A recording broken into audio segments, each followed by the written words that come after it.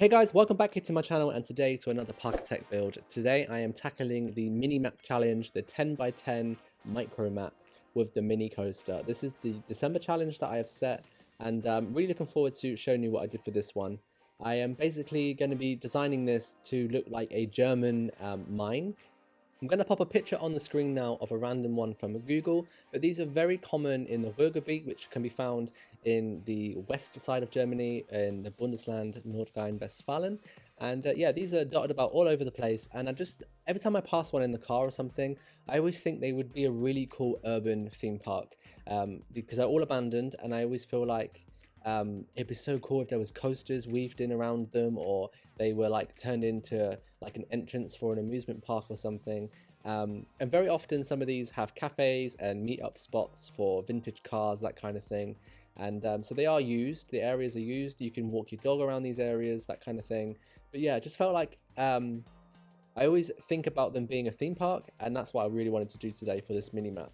So I'm going to be going ahead here and actually constructing like one of the mine towers and doing that whole kind of structure and that building. I'm going to try and make this look abandoned and, you know, like it's been used in the past and that it's been, you know, reworked into this cool little coaster area with like a burger stand and like a little kiddie flat ride or something. So that's the whole kind of plan for it. And because this map is so small, I've really had a good time building it because there wasn't too much space to fill. I wasn't overwhelmed by the amount of space that I had to fill in with other theming and buildings and all that kind of stuff. And so this was really, really cool. I could really focus on building this this tower here and then having the coaster kind of weaving around. So yeah, and also I thought this building actually, or the bottom of the mine shaft, would be the perfect place to have the station for the coaster.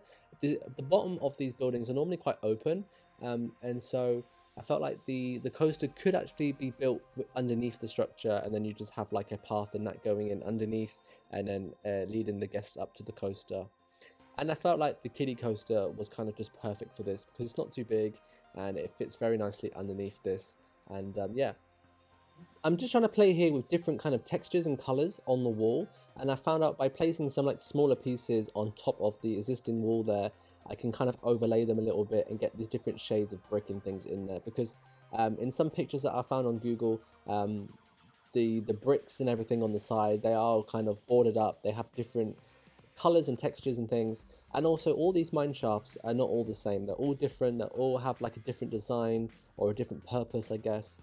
And so the picture I showed you early on in the video is just one example of one of them, but they are all slightly different. And if you want to just kind of give it like a Google search, you can see many different types of these, but they're all kind of a similar color. They often have this kind of dark rusty red color at the bottom, and then they have this kind of teal turquoise kind of color for the actual part itself where the actual mine shaft is. Sometimes they are like a rusty brown color, I've seen a few of those, but generally they are like a turquoise type color. So, and I thought that would be a really nice color to have in this. I can play with the color palette a little bit, and it would be nice to have some orange in there to bounce off that turquoise, because they go really nice together in the color, what's it called, in the color wheel. I think they're opposite each other, so they would bounce off quite nicely off each other. So having the turquoise structure, and I'm going to make the coaster supports in that orange. And I'm also going to change the color of the track. At the moment it is grey, but I wasn't feeling it. It looked a bit boring, so I'm going to change that later on as well. Thanks to Freedom 2K here for helping build this basically. I've been able to rotate pieces around and really kind of, it made the whole process a little bit easier because I could use one piece and just keep rotating it and resizing it and stuff, and that's how I kind of did that dark red structure on the bottom. At the moment that dark red structure is looking a little bit flat and boring, so I am actually going to add some more depth to that by adding some I-beams to it in the same color. I'll do that later on, but at the moment it's looking a little bit simple. Now for the middle bit, I've just gone ahead and used that pre-made vanilla structure there, which I believe is one of the steel supports, and that works out perfect, and I don't have to actually build my own, and I don't feel like I need to build my own because this one does the job perfectly. And so that's really cool there for the middle, and then I just need to build the actual mine structure itself coming off it, which is only really possible with Freedom 2K installed. The mod that allows you to rotate pieces any direction and everything makes building so much fun and so much easier sometimes. And so thanks to that, mod, I'm able to actually do this structure.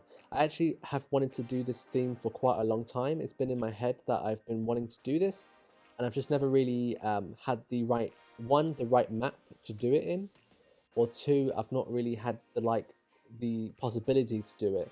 And now with Freedom 2K, and now that I've done this mini map, and I feel like this mini map just fits this theme really perfect, I'm actually able to achieve what I've always wanted to do, and that's to do the structure. I wouldn't have been able to do these diagonal thick beams going down at those angles without Freedom 2K, so that's why I'm able to do that today. Then I've got these really cool wheel pieces here, which just work out absolutely perfect.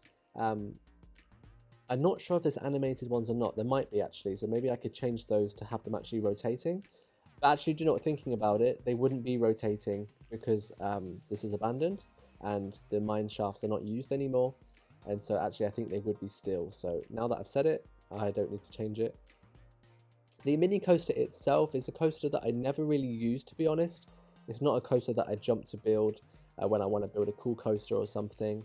And so it was actually one of the coasters that is in the vanilla game of Parkitect that I hadn't used yet for one of these monthly challenges, and I thought the mini map would just be perfect for it because you don't want to have a mini coaster layout that's too big.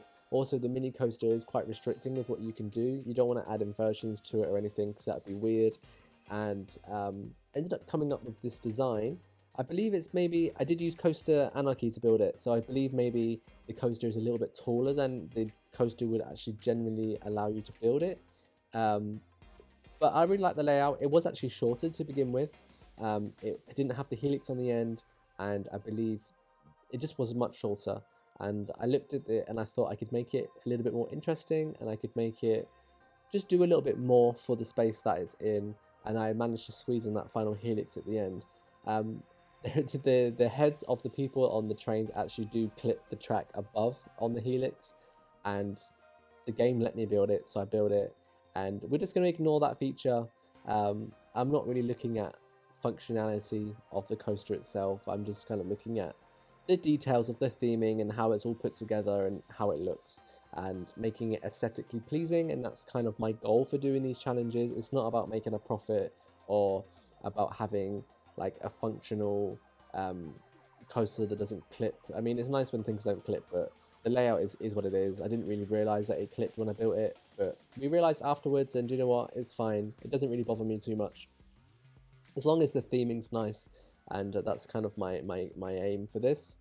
So just adding in some like final like details there on the back of the building, adding in those like diagonal cross beams and things, which I've laid on freehand without using the grid, just so that I can really get them on top of those bricks. And then I put some more like textures in there as well. Now I'm adding in some like flanges on the structure at the bottom, and there's this really cool crater as well, which I like to use for like rubble details, which I think that looks really cool. I wanted to kind of put like a system at the bottom of the lift hill there for like the chain lift and everything, but I didn't quite get around to doing it. I'm not sure why I didn't do it, but I'm just going to go ahead now and like focus on the catwalks, which were actually really difficult because the perspective of the game was really messing with my eyes and I couldn't see where I was placing them, and I did it wrong a few times, but we got there in the end.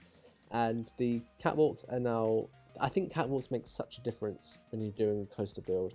They're not hard to put down, and when you put them down they just look so cool, and they just make it, it's one step better, you know. As you might have seen there, I have done a few custom supports off camera.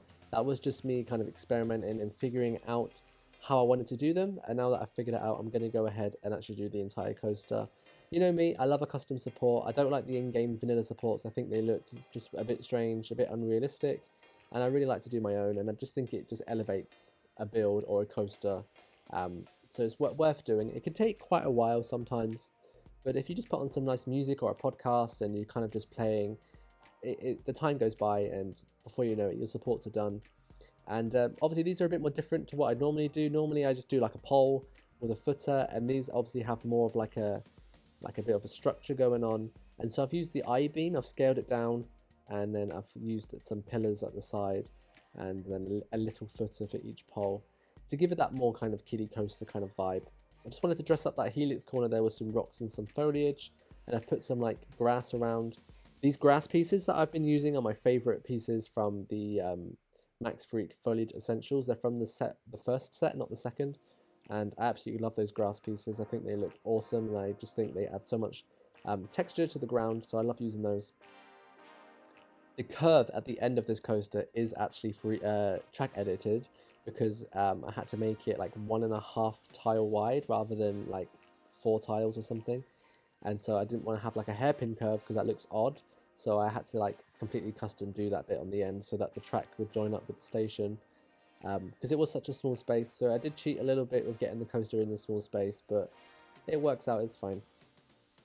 So now going on to doing the supports, I really wanted to take my time doing this and kind of angle them all and everything, but it got a little bit tricky, and I did get a little bit impatient with doing it, especially on this helix area. That was really tricky, but I love the colour. It is a little bit more yellow than orange, I do realise that now, but I quite like it anyway. I think it's quite a nice colour, and it definitely complements the green of the mine shaft, the turquoise colour.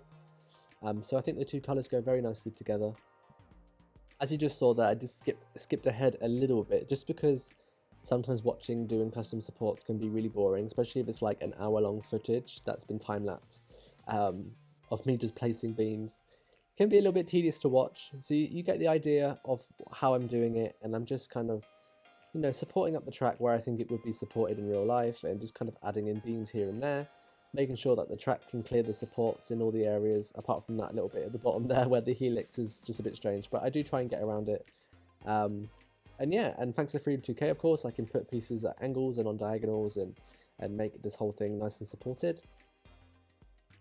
This method of supporting does take a little bit longer, I guess, than your standard kind of steel support on a normal big coaster, but it's worth it. And I always say this, I think doing custom supports is always worth it in the end. It always just makes your coaster so much more detailed, and it elevates it from being a standard looking coaster to something really custom looking, and I just love it when people do custom supports, and I think it looks awesome. And it's also really cool when people do supports that are in the style of the coaster that's being used. And for me, the kiddie coaster needed these type of supports for this particular design. Obviously there are different types of kiddie coasters out there, and some of them do have more of like a standard steel beam type support, like some of the Zero coasters. This to me looks like a Pinfari type coaster, which would have maybe this type of support system. But yeah, if I was to do like a B&M coaster, then I love to try and get the supports to look like the real life B&M coasters. I think it's just important for me personally to like make sure like my custom supports and stuff match the style of the coaster that's being built. And that's just something I try and pay attention to and put my details into. As well with transfer tracks, this one doesn't need it because it's a kiddie coaster. If I was to do a transfer track on a big coaster build, I do look up that coaster manufacturer and look up how they build their transfer tracks and stuff, and then try and replicate that over into the game. And that's just this kind of detail stuff that I really like to see and that I like to look up, and that stuff that I enjoy personally building myself. So again, just skipping ahead a little bit, I've just completed the supports, there's just a couple left to do, I guess. I just wanted to add more texture to these dark red burgundy beams here at the bottom by adding an I-beam in to give it that little look like it's a constructed piece of steel, and I think that just looks way better than having those plain beams. So I'm really glad that I did that. I also went ahead and did like a little entrance there for the coaster, just made like a little mine kind of shaft wheel with like a rope on it, and I'm going to add like a little sign to that as well. Just been doing some fencing as well, just to kind of protect guests from the low coasters area of the coaster, sorry. Here's a little look at the moment at how that's looking. Sometimes I like to take a step back from the project and just have a little look at it and see what it speaks to me, and it tells me what it needs, and I can go in and add some more little bits. So I felt like those windows needed some sort of like glass in them, so I added in those stained glass window frames there, which look so much better. And then I've just added in a toilet there underneath there for the guests that need to go to the loo. And also I've got this, you saw me place it down earlier, I've got the Frog Hopper kiddie ride there, which I think is a really cool little modded flat ride. I felt like this needed an extra catwalk on the top there on the curb as well. Also gone in and added some tables and chairs to the front of the actual coaster so people can sit down and chill. And I'm going to add like a little hot dog stand in there. There's a nice little gap for it that I can squeeze it into, I think. I wanted to do a burger van, but unfortunately just there wasn't really the space to put one without it looking too crowded. But I'm just adding in some lighting now. And this looks really cool at night time. I will show you at some point, maybe in the showcase video for the diorama challenge. But here's a little look now at the complete thing. I did go ahead and add in just a few more little details off camera. The frog hopper got a little logo on top of it, and also I put some old wooden mine shaft wheels dotted around to look like maybe they were used once in the past and got replaced with steel ones. I often see that when I visit these places in real life, and I just added some I-beams to the entrance to the park to cover up that ugly kind of vanilla entrance. Here's the little sign there that I've added as well for the coaster. This is called the Bergbau coaster. And then I've got the little frog hopper over there as well, which I think looks really, really cool. Fits really nicely in there. And yeah, I really like it. I added in some foliage as well off camera, just some trees and some grass and stuff. You've seen me do that 100 times before. But yeah, this was a really cool little project. I really, really enjoyed doing this little mini map. Maybe I'll do another one in the future because it was a lot of fun, and it was just an easy project that I didn't have to worry about what I was going to do to fill in all the gaps. But I really enjoyed it. I hope you did too. Please give me a thumbs up and a subscribe if you're not already. Hit that subscribe button. And I'll see you all next time here on my channel for another video. Bye.